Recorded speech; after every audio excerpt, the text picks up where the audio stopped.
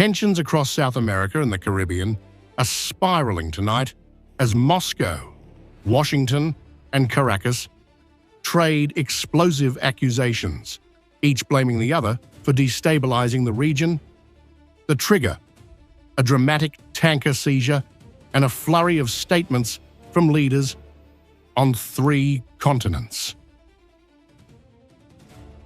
It began with a call between Russian President Vladimir Putin and Venezuelan President Nicolás Maduro.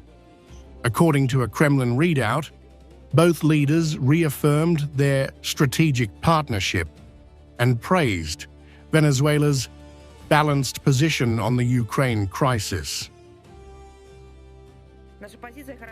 President Donald Trump described as requiring America to be saved, or the situation in Venezuela, which, despite sanctions, the embargo, and sustained external pressure, has continued to develop, and quite actively at that.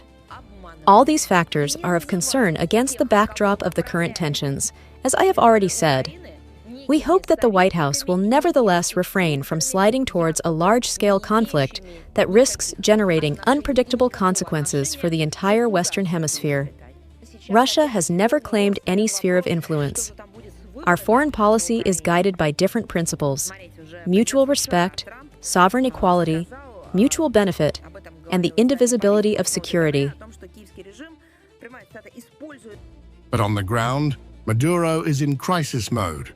The Venezuelan president alleged that a vessel carrying 1.9 million barrels of oil was seized in international waters and claimed its crew had disappeared.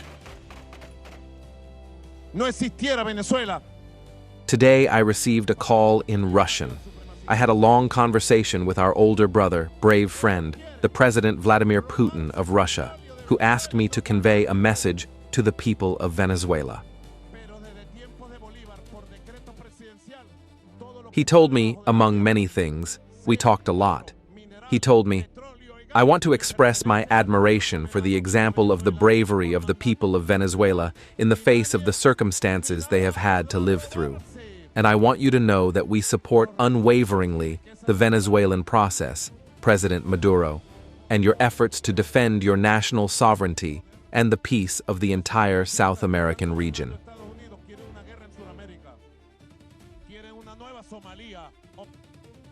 Maduro went further, attacking Ecuador's president, Daniel Noboa, and alleging that drug cartels finance Ecuadorian politics.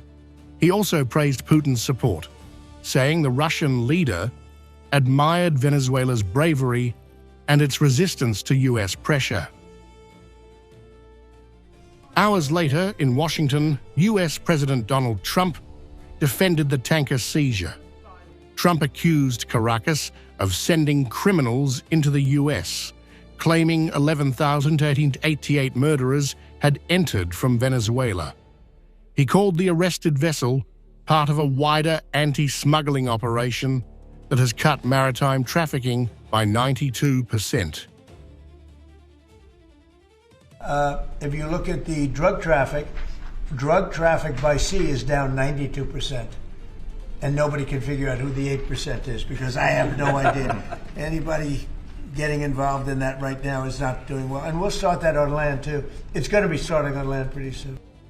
With all sides hardening positions, the crisis has now widened from a seized ship to a full-blown geopolitical showdown, stretching from Caracas to Moscow to Washington.